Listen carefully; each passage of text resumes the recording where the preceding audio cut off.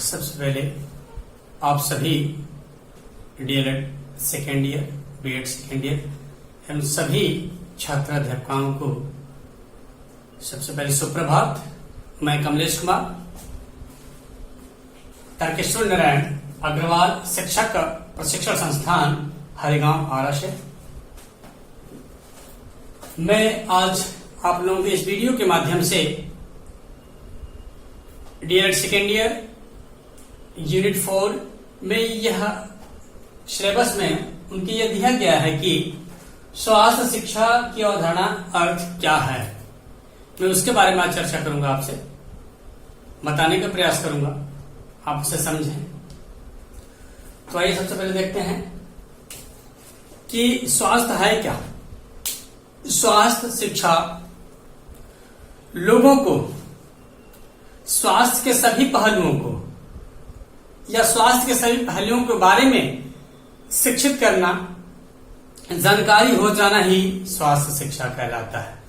जैसे कि स्वस्थ हम या और भी कई अन्य प्रकार की जो परिभाषाएं हैं उनके द्वारा भी इसे सिद्ध किया गया है, लेकिन जनरली जो सामान्य चीजें हैं, सामान्य बातें हैं कि स्वास्थ्य शिक्षा हम उसे कहते हैं लोगों को जब स्वास्थ्य के सभी पहलुओं के बारे में शिक्षित करना स्वास्थ्य शिक्षा कहलाता है। जैसा कि कहते हैं कि स्वस्थ शरीर में स्वस्थ मस्तिष्क का विकास होता है, उसी प्रकार अगर स्वस्थ शरीर में स्वस्थ मस्तिष्क का विकास होता है तो अनेकों प्रकार के जितने हमारे लगभग इंपॉर्टेंट्स आते हैं, जितने हमारे सिलेबसों में या हमारे वर्तमान जीवन में या हमारे विद्यालय जीवन में या ऐसे पारिवारिक जीवन में, सामाजिक जीवन में कुछ ऐसे घटनाएं, कुछ ऐसे पहलू, कुछ ऐसे बिंदु आते हैं जिन पे हमें बिल्कुल स्वच्छता का प्रतीक बनना पड़ता है और करना पड़ता है, उसे दिखाना पड़ता है कि हम बिल्कुल स्वस्थ हैं, बिल्कुल अच्छे कंडीशंस में हैं। जैसे अगर एक और कह दें कि स्वस्थ अगर व्यक्ति का पहचान ये भी होता है कि जनरली अगर वर्क सामान्य रूप से करता है व्यक्ति, अगर सामान्य रूप से 1 घंटा वर्क करता है और 1 घंटे की उसके अंदर क्षमता है, लेकिन फिर भी उसे हम डबल घंटे दूसरे घंटे को भी दे देते हैं उसको करने के लिए, और व्यक्ति उस वर्क को बिल्कुल सफलता सकारात्मक होके वर्क को बिल्कुल अच्छे प्रकार से निष्पादन करता है, तो हम भी एक स्वस्थ व्यक्ति मानते हैं। ये जनरली व्यवहारिक एक था एग्जाम्पल। तो इसी के पहलू पर बात करेंगे हम। तो सबसे पहले देखते हैं कि स्वस्थ व्यक्ति की जो अवधारणाएं होती हैं उनमें किन किन प्रकार की बिंदुएं, किन किन जो है बिंदुओं पर चर्चा की जाती है, किन किन बिंदुओं के माध्यम से उसे स्वस्थ माना जाता है। जैसे पहला था पर्यावरण जो है स्वस्थ रखना। अगर व्यक्ति पर्यावरण में अपने आप को स्वस्थ रखता है, पर्यावरण उसका स्वस्थ रहता है, तो व्यक्ति वो ऑटोमेटिक स्वस्थ रहेगा। उसके बाद दैहिक स्वस्थता है, उसके बाद सामाजिक स्वच्छता है, उसके बाद भावनात्मक स्वस्थता है, उसके बाद बौद्धिक स्वास्थ्य है, इसके बाद आध्यात्मिक रूप से स्वस्थ है व्यक्ति। इन सभी पहलुओं को अगर देखा जाए, इन सभी बिंदुओं को देखा जाए अगर व्यक्ति के ऊपर अप्लाई करके, तो हमें यह ज्ञात होता है कि अगर ये सारे पहलू, सारे बिंदु उसके ऊपर व्यक्ति को दिखाई देते हैं तो उसे हम स्वस्थ मानते हैं। जैसे इसमें दिया गया है कि पर्यावरण से रिलेटिव अगर व्यक्ति वैसा है तो उसे हम स्वस्थ मानते हैं। स्वस्थ व्यक्ति के द्वारा ही स्वस्थ व्यक्ति या व्यक्तियों का समूह एक ऐसा होता है, एक ऐसा वर्ताव करता है जो स्वास्थ्य की उन्नति, रखरखाव, पुनर्प्राप्ति में सहायक हो। जैसे हमने अभी बताया था ना कि व्यक्ति अगर 1 घंटे का वर्क करता है और कंटिन्यू से 2 घंटे बढ़ा दिए जाते हैं, लेकिन फिर भी उसे करने में सफल होता है और पुनरावृत्ति अपने आप को बिल्कुल बना के रखता है, तो हम स्वस्थ कहते हैं। उसके जो रखरखाव, जो तौर तरीके हैं, उसको देखने के बाद भी हम कहते हैं व्यक्ति स्वस्थ है, अच्छे रूप से है। तो इस प्रकार से स्वास्थ्य शिक्षा होना एक हर व्यक्ति, हर बालक, हर परिवार को जरूरी है, जिससे वो अपने आप को स्वच्छ रखे, स्वस्थ रखे, और अपने स्वस्थ रखता है तो आपका जो है परिवार स्वस्थ है, समाज स्वस्थ है। इस प्रकार से आपका जो है स्वच्छता की जो अवधारणा है वो अर्थ होते हैं। अब चलते हैं इसका विस्तृत परिचय लेकर कि विस्तृत में क्या होता है कि स्वास्थ्य ऐसा साधन है जिससे कुछ विशेष योग्य एवं शिक्षित व्यक्तियों की सभ्यता से जानते हैं। बिल्कुल, अगर व्यक्ति अगर शिक्षित है, उनकी सभ्यता है, तो इससे हमें व्यतीत होता है कि व्यक्ति स्वस्थ है। अगर स्वस्थ उस प्रकार से भी अगर शिक्षित है तो ऑटोमेटिक वो अच्छे वर्क करेंगे, अच्छे स्वस्थता को अपने शरीर को अच्छे रूप में बनाकर रखेंगे जिससे वो स्वस्थ और फिट हो। उसके बाद अस्थायी या स्वास्थ्य से संबंधित तथा औपसर्गिक जो भी विशिष्ट व्यक्तियों से बचने का उपाय प्रसार किया जा सकता है।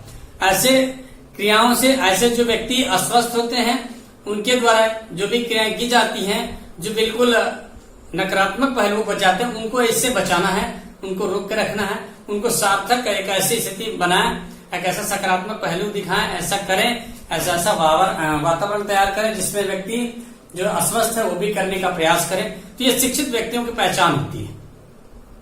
ये उसका विस्तृत परिचय था। उसके बाद हम अगर देखते हैं,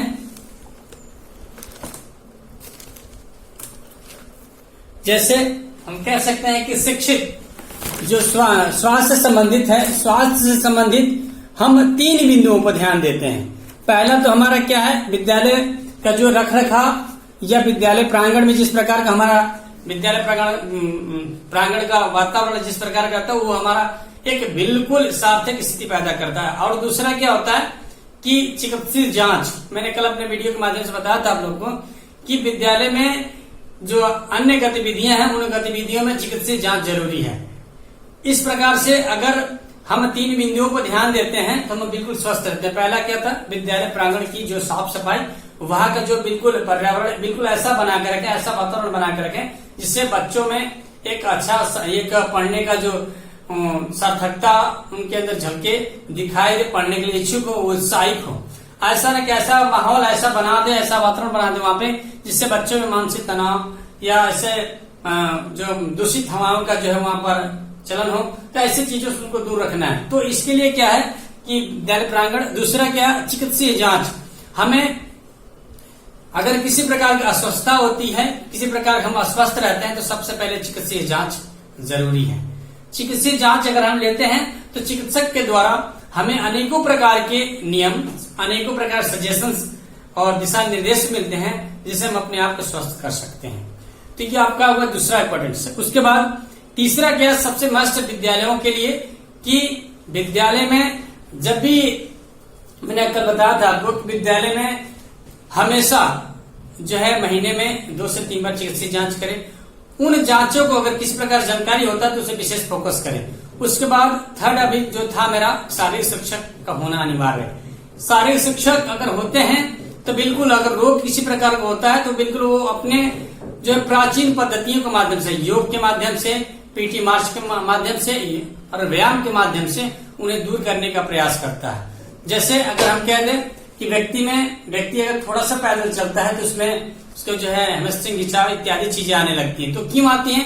क्योंकि वो कभी चला नहीं होता है, कभी एक्सरसाइज किया नहीं होता और अचानक चलने का प्रयास करता है। तो यहाँ पर अगर विद्यालय में प्रतिदिन 1 घंटे एक क्लास होता है फिजिकल एजुकेशन का, कि उस दौरान मार्च, पिष्टी, अनेक प्रकार के जो चलन होते हैं, अनेक प्रकार के खेल से संबंधित नियम और जो भी आपका तकनीक होता है उपकरण के साथ अगर हम एक्सरसाइज कराते हैं व्यक्ति में या बालक या बालिकाओं में, तो उनमें पैदल कभी अचानक चलना भी हो तो वो इंजरी नहीं आएगी उनको, वो बिल्कुल स्वस्थ रहेंगे, वो आसानी से अपने रास्ते काट सकते हैं।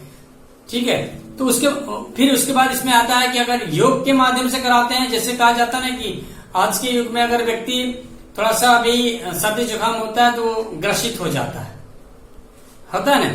जैसे आज अभी चल रहा है वैश्विक महामारी, अगर भी किसी व्यक्ति को स्वास्थ्य संबंधी कोई दिक्कतें आ रही है तो उसमें अनेकों प्रकार की बीमारियां दिखाई दे रही हैं। तो हमें क्या करना है, स्वस्थ रहने के लिए शारीरिक शिक्षा के माध्यम से योगासन, जो हमारे स्वास्थ्य से संबंधित, जो हमारे श्वसन तंत्र से संबंधित हमारे योगासन है, उनको बिल्कुल अच्छे से करें, बिल्कुल अपने आप को स्वस्थ रखने का प्रयास करें। उस अभ्यास को, उस योगासन अभ्यास को अपने दिनचर्या में पर डे का 1 घंटे का रखें, जिससे आप करें, अपने आप को स्वस्थ रखें। ये हो गया शारीरिक शिक्षा। उसके बाद इसी में कि जब स्वस्थ होते हैं व्यक्ति तो ऑटोमेटिक उनका जो मानसिक तनाव, विद्यालय बच्चे मानसिक तनाव से दूर रहेंगे और पढ़ने का प्रयास करेंगे, पढ़ने के साथ साथ जब पढ़ते हैं अच्छे से तब ऑटोमेटिक उनका जो है सर्वांगीण विकास होता है।